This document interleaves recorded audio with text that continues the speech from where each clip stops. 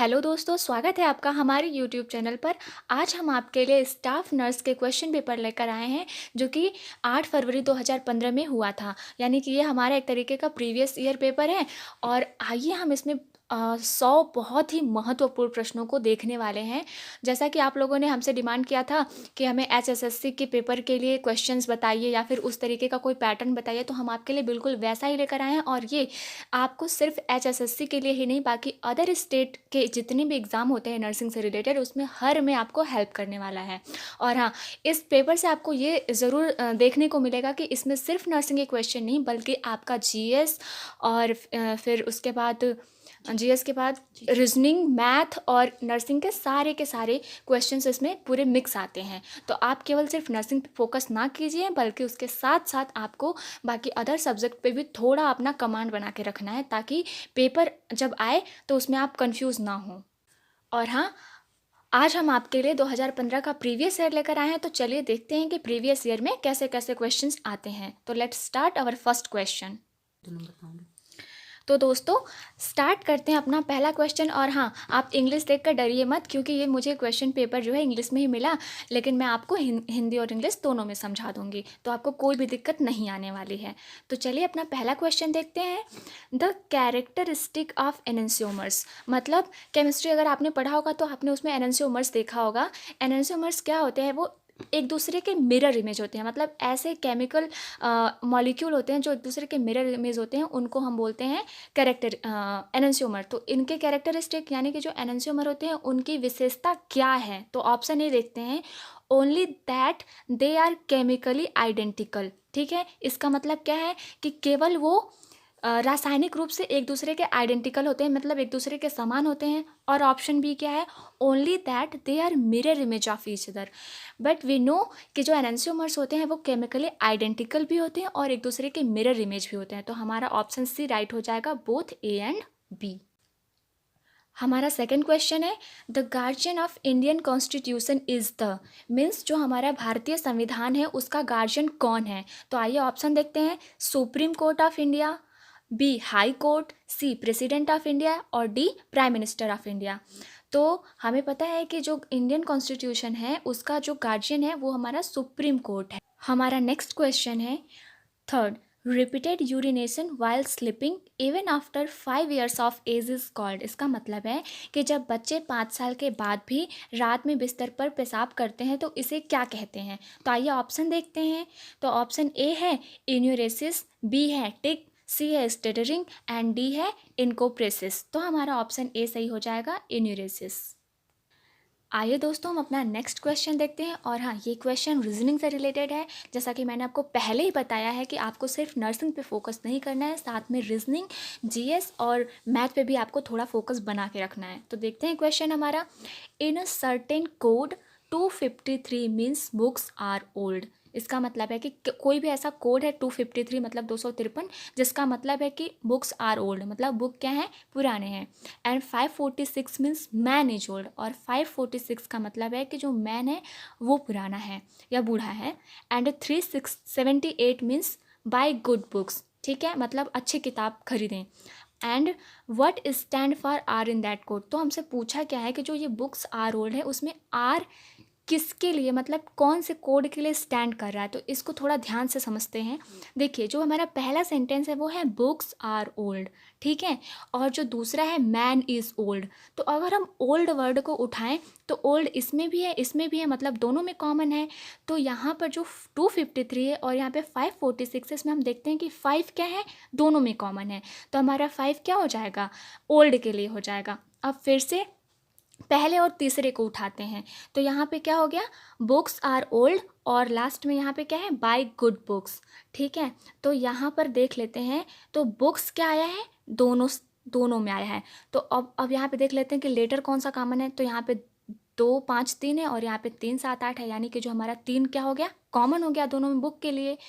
तो अब यहाँ पे देख लेते हैं, जो बुक्स आर ओल्ड है उसमें सिर्फ हमारा बचा क्या है? आर। तो यहाँ पे भी हमारे पास बचा क्या है? 2, यानी कि जो हमारा आर हो गया वो, अरे सॉरी, हाँ, जो हमारा आर हो गया वो 2 होगा इसका कोड। हमारा क्वेश्चन है atmospheric pressure is important in the process of, मतलब जो हमारा वायुमंडलीय दाब होता है किस क्रिया के लिए महत्वपूर्ण होता है, किस क्रिया के लिए ज़रूरी होता है। तो ऑप्शन ए ब्लड फ्लो यानी कि जो रक्त का बहाव, और बी है मिक्चुरेशन, इसका मतलब है कि जो बच्चों में बार बार पेशाब करने की इच्छा होती है, और सी है रिप्रोडक्शन मीन्स प्रजनन, और डी है हमारा ब्रीदिंग मतलब सांस लेने के लिए। तो यह हमारा ऑप्शन डी सही हो जाएगा, यानी ब्रीदिंग के लिए एटमॉस्फेरिक प्रेशर बहुत ज़रूरी है। आइए दोस्तों फिर से अपने नेक्स्ट क्वेश्चन की तरफ बढ़ते हैं। यह क्वेश्चन हमारा फिर से रीजनिंग का है। इसमें है in a certain code if Bhopal is written as EERMDI then how will powder be written in the same code. कह रहा है कि अगर भोपाल को हम ये लिख सकते हैं EERMDI, ठीक है, तो पाउडर को हम किस तरीके से लिखेंगे, तो इसको समझने के लिए चले चलते हैं। पहले भोपाल और इसमें रिलेशन ढूंढते हैं EERMDI में। तो जस्ट लाइक हमारा बी है, तो बी से ई तक जाने के लिए, ठीक है, अगर हम बी से ई तक जाना चाहते हैं तो हमें CD करना पड़ेगा, तब तो इसके बाद ये आएगा, मतलब उससे क्या है ये +3 आगे है। तो इसी तरीके से अब चलिए पाउडर में देखते हैं। तो P से अगर हम 3 आगे बढ़ते हैं तो हमारे पास क्या आता है QRS आता है, मतलब हमें अपना पहला लेटर मिल चुका है। तो यानी कि हमारा ऑप्शन ए या ऑप्शन बी यही दोनों सही हो सकता है। फिर से नेक्स्ट में जाएंगे तो H क्या है और यहाँ पे E है, तो H और E में देखते हैं। तो अगर हम E की तरफ से स्टार्ट करें तो हमें FGH, यानी कि हमें कितना 3 पीछे आना पड़ रहा है इस ई से। तो यहाँ पर अगर हम O से 3 पीछे आएंगे तो हमारे पास क्या आ जाएगा L आ जाएगा। तो यानी कि ये ऑप्शन बी भी हमारा क्या हो जाएगा, यहाँ पे रिजेक्ट हो जाएगा। हमारे पास बचता है ऑप्शन ए। अगर आप चाहें तो इसे पूरा चेक कर सकते हैं, लेकिन आपको ज़्यादा टाइम वेस्ट करने की कोई ज़रूरत नहीं है, आप आराम से कर सकते हैं। तो यह हमारा ऑप्शन ए राइट हो जाएगा यहाँ पे। हमारा नेक्स्ट क्वेश्चन है permanent stopping of menstrual cycle in women is called. कहने का मतलब कि जब महिलाओं में मासिक धर्म हमेशा के लिए बंद हो जाता है या ख़त्म हो जाता है तो इसे क्या कहते हैं। तो ऑप्शन देख लेते हैं। ए है मेनोपॉज, बी है मेनार्की, सी है डिस्मोनरिया, एंड डी हमारा ऑप्शन है एमनोरिया। तो यहाँ पर हमारा ऑप्शन ए सही हो जाएगा मेनोपॉज। और हमें पता है कि ये जनरली महिलाओं में 45 से 50 वर्ष की उम्र में ख़त्म हो जाता है। आइए नेक्स्ट क्वेश्चन की तरफ बढ़ते हैं। Which of the following vitamin is soluble in water, means निम्नलिखित में कौन सा विटामिन है जो कि जल में घुलनशील है। तो ऑप्शन देख लेते हैं। Vitamin A, vitamin C, vitamin K and vitamin D. तो हमें पता है कि केवल जो जल में घुलनशील है वो सिर्फ विटामिन हमारे बी और सी है। तो यहाँ पर हमारा क्या हो जाएगा, ऑप्शन बी राइट हो जाएगा, विटामिन सी। और बाकी जितने भी ADE के होते हैं वो सारे हमारे वसा में घुलनशील होते हैं। तो दोस्तों आइए नेक्स्ट क्वेश्चन की तरफ बढ़ते हैं, और ये क्वेश्चन भी रीजनिंग का है। इससे आप बिल्कुल अंदाज़ा लगा सकते हैं कि रीजनिंग किसी भी नर्सिंग के एग्ज़ाम के लिए कितना इंपॉर्टेंट है, ठीक है। तो इसकी आपको अच्छे से रिहर्सल करनी पड़ेगी, तभी आपको अच्छे से समझ में आएगा। देखते हैं question. A is 40 metre south west of B, मतलब जो A है वो B से दक्षिण पश्चिम में 40 मीटर की दूरी पर है, ठीक। फिर C is 40 metre south east of B, और जो C बंदा है वो क्या है B के साउथ ईस्ट यानी कि पूरब दक्षिण में है। Then C is in which direction from A, तो ये हमसे पूछ रहा है कि तब बताइए कि जो C है वो A से किस डायरेक्शन में उसको दिखेगा, मतलब A जब देखेगा C को तो किस डायरेक्शन में नज़र आएगा। तो आइए जल्दी से इसको देख लेते हैं। पहले हम क्या कर लेते हैं, अपने डायरेक्शन को दिखा देते हैं। तो हमें पता है कि ऊपर की साइड में क्या होता है, नॉर्थ होता है, और नीचे की साइड में साउथ होता है, और इधर साइड में ईस्ट होता है, और इधर साइड में हमारा वेस्ट होता है यानी पश्चिम, ठीक है। इस तरीके से हमने बना लिया। और फिर अब देखते हैं क्वेश्चन क्या है। A is 40 metre south west of B में हम B को क्या करते हैं, ओरिजिन पे रख देते हैं। मान लेते हैं कि B जो है हमारा वो ओरिजिन पे मूल बिंदु पर है। तो A जो क्या होगा, इससे साउथ वेस्ट में 40 मीटर की दूरी पे है, तो मान लेते हैं कि यहाँ पे हमारा क्या है A है, ठीक है। तो A जो हो गया यहाँ पे 40 मीटर की दूरी पर हो गया।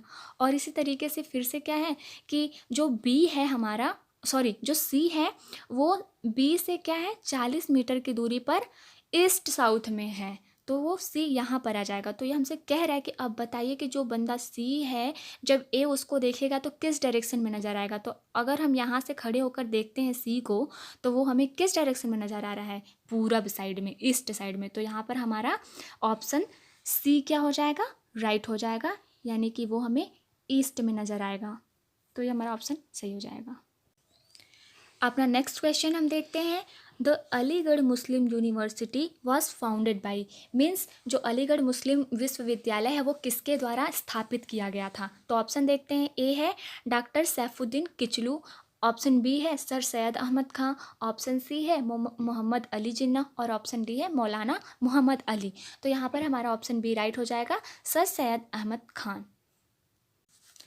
आइए नेक्स्ट क्वेश्चन देखते हैं।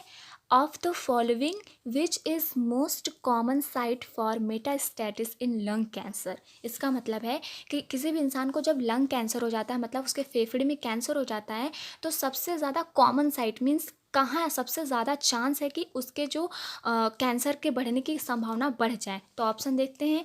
ए किडनी, बी स्टमक, सी लिवर, डी स्प्लिन। तो हमारे यहाँ पर ऑप्शन सी क्या हो जाएगा, राइट। लिवर में सबसे ज़्यादा चांस होती है फैलने का। आइए दोस्तों अपना नेक्स्ट क्वेश्चन देखते हैं। ये थोड़ा मैथ से रिलेटेड क्वेश्चन है बट बहुत ही इजी है। इसने क्या बोला है कि express 45 minutes as a fraction of a day, means हमें क्या करना है, 45 मिनट को दिन में कन्वर्ट करना है। तो हमें पता है, चलिए देखते हैं। एक दिन में पहले हम मिनट निकालते हैं, ठीक है। तो 1 डे इज इक्वल टू, एक दिन में कितने घंटे होते हैं, 24 घंटे होते हैं। तो 24 गुणित अगर हम 60 कर दें, क्योंकि एक मिनट में हमारे 60 मिनट, तो इससे हमें क्या मिल जाएगा, एक दिन में पूरे मिनट की संख्या मिल जाएगी। तो ये आने, अब कैलकुलेट करेंगे आप तो ये आ जाएगा 1440 मिनट, ठीक है। तो अब हम क्या बोलेंगे कि 1440 मिनट में एक दिन होते हैं, तो एक मिनट में कितने दिन हो जाएंगे, तो एक मिनट में हमारे हो जाएंगे 1/1440 दिन, ठीक है। तो उसी तरीके से 45 मिनट में, तो इसमें 45 का क्या कर देंगे, हम गुणा कर देंगे। और जब हम इसे 45 का गुणा कर देंगे और इसे कैलकुलेट करेंगे, सिंप्लीफाई करेंगे, तो हमारे पास आ जाएगा 1/32। तो हमारा ऑप्शन ए सही हो जाएगा, 1/32। आइए नेक्स्ट क्वेश्चन की तरफ बढ़ते हैं। हमारा क्वेश्चन है, when are the chances of acute endometriosis developing in a women. ठीक है, इसका क्या मतलब है, ये कह रहा है कि ऐसी कौन सी स्थिति होती है जब औरतों के जो गर्भाशय होता है उसके आंतरिक लेयर यानी एंडोमेट्रियम में सूजन आ जाती है, ऐसा कौन सा स्थिति उस समय रहती है। तो ऑप्शन देखते हैं। After menopause, after menarche, after abortion or child birth, in childhood. तो आफ्टर, जैसे ना कि जब किसी भी महिला का एबॉर्शन होता है या फिर उसे जब बच्चा पैदा होता है, तो उस समय ये स्थिति उत्पन्न होती है। तो यानी हमारा ऑप्शन सी सही हो जाएगा। आइए दोस्तों अपना नेक्स्ट क्वेश्चन देखते हैं। Psycho analytic therapy was developed by, means जो साइको एनालिटिक थेरेपी है वो किसके द्वारा डेवलप किया गया, किसके द्वारा उसको विकसित किया गया। तो ऑप्शन ए है सिगमंड फ्रायड, बी है जैकोब्सन, सी है फ्रैंकलिन, डी है एरिस्टोटल। तो हमारे यहाँ पर ऑप्शन ए सही हो जाएगा, सिगमंड फ्रायड। ये देखिए आपके नर्सिंग से रिलेटेड क्वेश्चन। नेक्स्ट क्वेश्चन देखते हैं अपना ये, what should be temperature of water used for cold spongin. इसका मतलब है जैसे किसी को जब बुखार आता है, फीवर आता है, तो जो हम पट्टी उसके सिर पर रखते हैं, तो उसके वाटर का टेम्परेचर कितना होना चाहिए, मीन्स जो हम पानी यूज़ कर रहे हैं वो कितना ठंडा या कितना गर्म होना चाहिए। तो देखते हैं ऑप्शन। ऑप्शन ए है 98 डिग्री फ़ारेनहाइट, बी है 105 डिग्री फ़ारेनहाइट, सी है 70 डिग्री फ़ारेनहाइट और डी है 0 डिग्री फ़ारेनहाइट। तो इसे याद रखिएगा, हमारा ऑप्शन सी सही हो जाएगा, 70 डिग्री फ़ारेनहाइट वाटर का टेम्परेचर होना चाहिए, इससे ठंडा भी नहीं और इससे गर्म भी नहीं। अपना नेक्स्ट क्वेश्चन देखते हैं जो कि मैथ से रिलेटेड है। तो आपको कॉमन मैथ भी आना चाहिए, मीन्स लगभग 8th लेवल तक का मैथ आपको आना चाहिए, क्योंकि वहाँ तक इन्होंने क्वेश्चन को कवर किया है। देखते हैं question. A train running at a speed of 30 metres per second, means एक ट्रेन है जो कि 30 मीटर प्रति सेकेंड की चाल से चल रही है, crosses a platform 600 metre long, और वो क्या करती है, 600 मीटर लंबे प्लेटफॉर्म को 30 सेकेंड्स में क्या करती है, क्रॉस करती है। तो ये आपसे बोला कि ट्रेन की लंबाई बताइए। तो चलिए इसे कर लेते हैं। इसके पहले सबसे पहले हम समझते हैं कि मान लेते हैं कि हमारी ये ट्रेन की लेंथ है x, ठीक है। मान लेते हैं कि हमारी ट्रेन की लेंथ x है, क्योंकि हमसे पूछा गया है। और ये कर क्या रहा है, 6 मीटर लंबे, 600 मीटर, मतलब ये हमारा क्या हो गया, प्लेटफॉर्म हो गया 600 मीटर को ये पार करती है कितने, 30 सेकेंड में। तो हमें पता है कि चाल बराबर क्या होता है, चाल बराबर होता है दूरी बटे समय, ठीक है। तो चाल यहाँ पर हमारा क्या है, 30 मीटर पर सेकेंड दिया है, बराबर अगर हम करें तो हमें दूरी रखना है, तो दूरी यहाँ पर ट्रेन द्वारा कितनी चली गई दूरी, आप लोग इसे सोचिए और मुझे बताइए।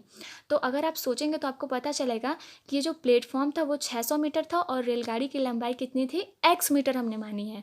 तो इसे हम इन दोनों को हमें क्या करना पड़ेगा, ऐड करना पड़ेगा। तो यहाँ पर हो जाएगा ऊपर 600 प्लस x, ठीक है, अपॉन दूरी बटे चाल होता है, तो चाल भी इसकी क्या थी, 30 मीटर पर सेकेंड, ठीक है।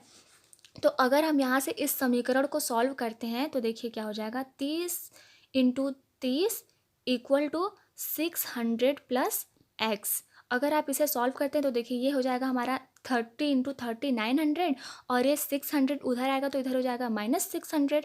तो हमारे पास x की जो वैल्यू हो जाएगी वो क्या आ जाएगी, 300 मीटर्स आ जाएगी। यानी कि जो हमारा ट्रेन था उसकी लंबाई x माना था और x की वैल्यू 300 मीटर आई है, यानी कि ऑप्शन डी करेक्ट हो जाएगा। आइए नेक्स्ट क्वेश्चन देखते हैं। तो क्वेश्चन क्या है, which of the following is not found in urine, मतलब निम्नलिखित में कौन सा यूरिन में यानी मूत्र में नहीं पाया जाता। तो ऑप्शन ए है ओनली ग्लूकोज, ऑप्शन बी है ओनली प्रोटीन, ऑप्शन सी है only red blood cells, option D है ऑल ऑफ द अबव। तो देखते हैं, तो हमें पता है कि जो यूरिन होता है उसमें सिर्फ ग्लूकोज अकेला थोड़ी होता है, या फिर प्रोटीन अकेला थोड़ी होता है, और या तो फिर सिर्फ जो आरबीसी होती है वो अकेले थोड़ी होती है। तो यहाँ पर हमारा ऑप्शन हो जाएगा डी, यानी कि ऐसा ऐसा थोड़ी है कि सिर्फ अकेले ही होते हैं, उसमें ढेर सारी चीज़ें होती हैं। तो ये हमारा ऑप्शन डी हो जाएगा, ऑल ऑफ द अबव। तो आइए दोस्तों नेक्स्ट क्वेश्चन देखते हैं, which of these fractions is largest, यानी इनमें से सबसे बड़ा भिन्न कौन है, ये हमसे पूछ रहे हैं, ठीक है। तो ऑप्शन ए है 6/7, बी है 5/6, सी है 7/8, डी है 4/5। तो यहाँ पर आप डायरेक्ट देख के नहीं बता सकते क्योंकि इनका जो हर है यानी जो डिनोमिनेटर है वो बराबर नहीं है। तो इसके लिए सबसे पहले हमें इनका डिनोमिनेटर बराबर करना पड़ेगा, और उसके लिए हम 7, 6, 8, 5 का क्या लेंगे, एलसीएम लेंगे, ठीक है। तो आप इनका अगर एलसीएम निकालेंगे मीन्स लसा निकालेंगे तो आपके पास आएगा 840, ठीक है।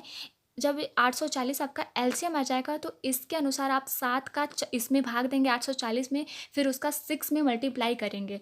तो इसी तरीके से चारों का करने के बाद आप देखेंगे कि जो 7/8 है वो सबसे बड़ा आ रहा है। आप इसे अच्छे से आराम से सॉल्व कीजिएगा, आंसर आ जाएगा। बहुत ईजी क्वेश्चन है।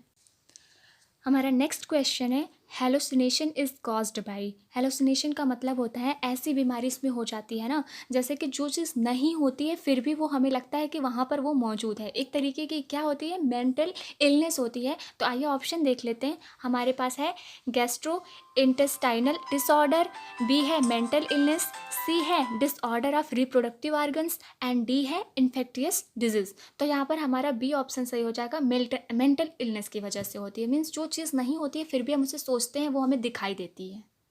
आइए अपना आज का लास्ट क्वेश्चन देख लेते हैं, क्वेश्चन नंबर 20।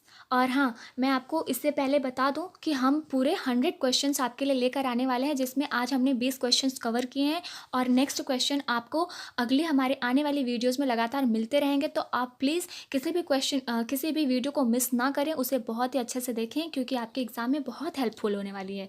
तो आज का लास्ट क्वेश्चन हमारा है, which artery supplies oxygenated blood to stomach. Means कौन सी ऐसी धमनी होती है जो कि अमाशय को ऑक्सीजनेटेड ब्लड यानी कि ऐसा ब्लड जिसमें ऑक्सीजन घुला हो पहुंचाती है। तो ऑप्शन देखते हैं, कैरोटिड आर्टरी, बी है गैस्ट्रिक आर्टरी, सी है सेलियक आर्टरी, और डी है सिफालिक आर्टरी। तो यहाँ पर हमारा ऑप्शन सी सही हो जाएगा, सेलियक आर्टरी। तो दोस्तों आज की वीडियो आपको कैसी लगी हमें कमेंट बॉक्स में ज़रूर बताएं, और हाँ, इस वीडियो को ज़्यादा से ज़्यादा अपने दोस्तों के साथ, अपने जितने भी ग्रुप्स हैं उनमें शेयर करें ताकि सभी के पास ये वीडियो पहुंच पाए और आप लोग इसका प्रॉफिट ले सकें। और हमारी आगे आने वाली वीडियोस के साथ लगातार आप बने रहें, और हमारे इस एफर्ट के बारे में जो हम आपके लिए कर रहे हैं, इसकी जो भी आपको जैसा भी लगता हो इसके बारे में हमें ज़रूर बताएं, और बेल आइकन को प्रेस करना बिल्कुल भी ना भूलें क्योंकि उसी के ज़रिए आप तक हमारी वीडियोस पहुंचती हैं। और अगर आपने हमारे चैनल को अभी तक सब्सक्राइब नहीं किया है तो प्लीज़ सब्सक्राइब कर दीजिए क्योंकि हम आपके लिए बहुत ही इंटरेस्टिंग क्वेश्चंस लेकर आने वाले हैं आने वाले दिनों में। तो चलते हैं, गुड बाय।